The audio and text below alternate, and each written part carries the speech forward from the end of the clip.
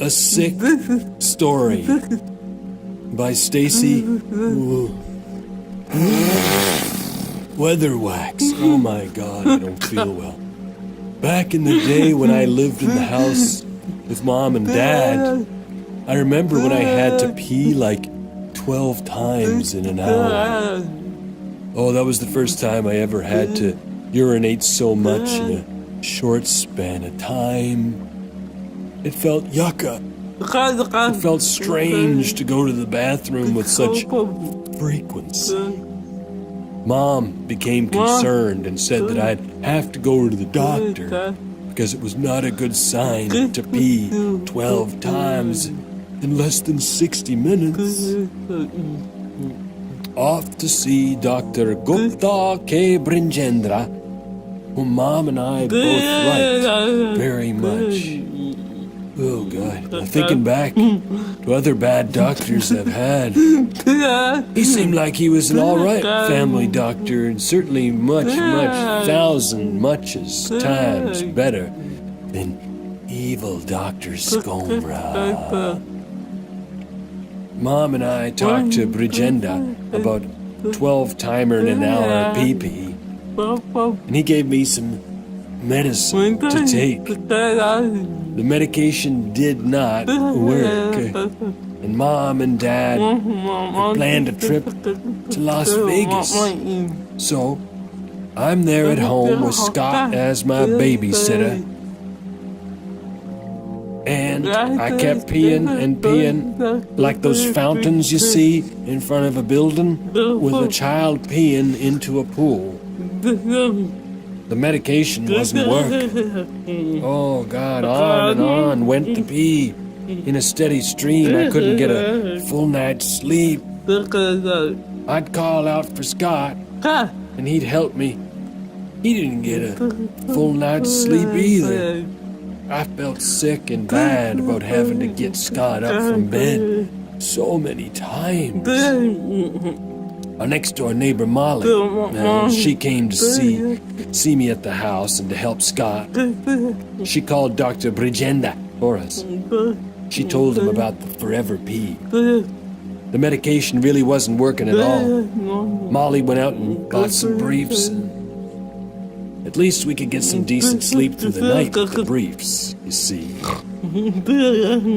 5 days of this pee-pee trouble. Mom and Dad finally came back from Vegas. When Mom saw me, she said it was time to find a new doctor to help with this problem. Mom looked in the phone book for a new doctor's phone number, and she found Dr. Roger Jamal, who had a clinic in Lockport. Mom made an appointment, and a few days later, we went together to see him. Meeting with Jamal, I liked that he could tell what was wrong with me right away.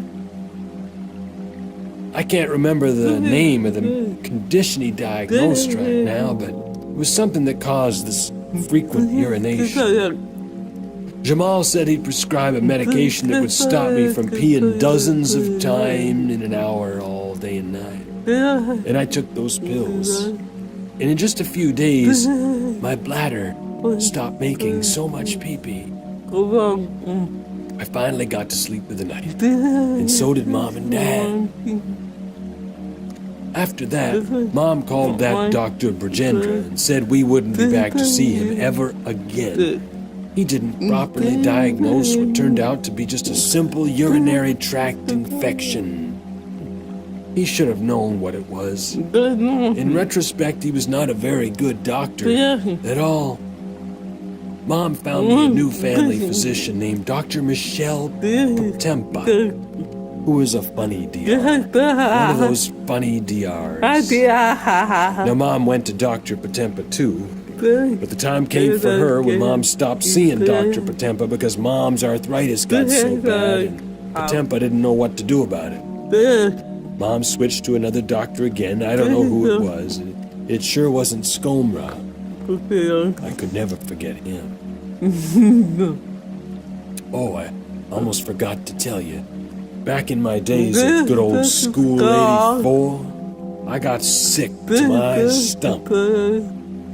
It was around the time that I was working in the hospital at the ECMC, which was very close to the School 84 medical campus. There at the hospital, I started feeling sick. I knew something. This wasn't right.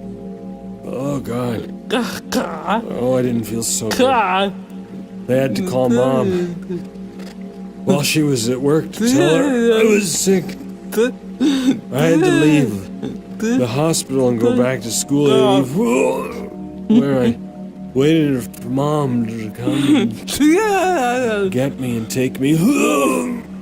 Oh, I finally barfed at the school.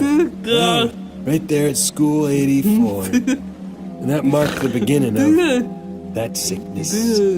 Oh, it was the stomach flu. After a couple of days, it was finally gone. One time, Mom and Dad and I went on a road trip to Arkansas. Mom's arthritis started hurting. She couldn't sleep the night because of the ongoing pain in her hands. While in Arkansas, Mom saw a doctor there about the arthritic pain. The Arkansanian doctor prescribed her some pain pills, which did help her sleep and feel much better. And when we all returned back home from Arkansas, Mom went to see Dr. Potempa about that arthritic pain she was having. Now, Potempa just laughed it off and said it was nothing. But Mom did not like that one bit. No. Mom switched to a different doctor, even though I continued on as one of Potempa's patients. Around this time, I started working at the cardboard box factory. And so bad was the work there that I sometimes wished I still had a urinary tract infection, just so I didn't have to go to work. One has to be very careful for what one wishes for. Because while on the job there, they paid about half a cent an hour, I felt kind of hot in the head, you know. Oh, God, a fever was coming on. I stayed at work and then went home, and that's when Mom found a chicken pox on my skin. I had caught the chicken frickin' pox from Scotty, my brother Scott's little son, who had just had the chicken pox. Oh, the itch was bad. I swore at those pox. I never scratched one, but they itched terribly. The good news was I got to take off time from my job at the cardboard box factory. 2 weeks I didn't work. That was a net loss of about 10 cents for 2 weeks. It was worth it, though. 21 years old, and I looked like a chicken had been pecking at me in my sleep. From ages 21 to 46, which is 25 years, I didn't get sick. Oh, of course, I did have bladder cancer to deal with. And I had a handful of head colds in those years. But not until just sometime last year did I get barfy sick. You know what barfy sick is, right? Someone in room 107 at Brock was spreading their disease. Must have caught the bug there, because later that day I went out to dinner feeling okay till I got home. And I barfed. Oh, God. I barfed in bed. A place of comfort and cleanliness was now a place of puke. Not a place to puke out at all. That flu bug was gone in a few days, and I felt fine again. And I haven't barfed since. Over a year now. Of life without puke. I felt sad during that bout of the flu last year. For the first time in my life, I had the yuccas, and Mom wasn't there to help me feel better. Tara took care of me and made me feel better instead, and I was glad for that. I missed that mom of mine during the flu. Before Dad passed away, I remember how sick he was. I didn't like seeing him that way, and he didn't like being seen sick. When he came home for Christmas, Dad was very ill. That was hard to see him feeling so bad around what was supposed to be a happy time of year. When I was dealing with bladder cancer, me and Kendra did some research on the computer. Printed the information, brought it home to Mom, I thought it best for her to understand just what I was facing with this bladder cancer of mine. I thought being sick with cancer might send me to heaven, but it didn't. In fact, when I had the cancer of the bladder, I didn't feel sick like those other times I felt sick with the flu. Yes, the treatment was inconvenient, very uncomfortable, but I never felt sick to my stomach. In fact, I never really felt like I was sick at all, but they told me I was.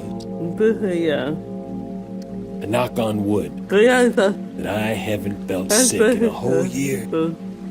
I knock on wood that I hadn't felt sick all those years between chicken box and the Brock barf session.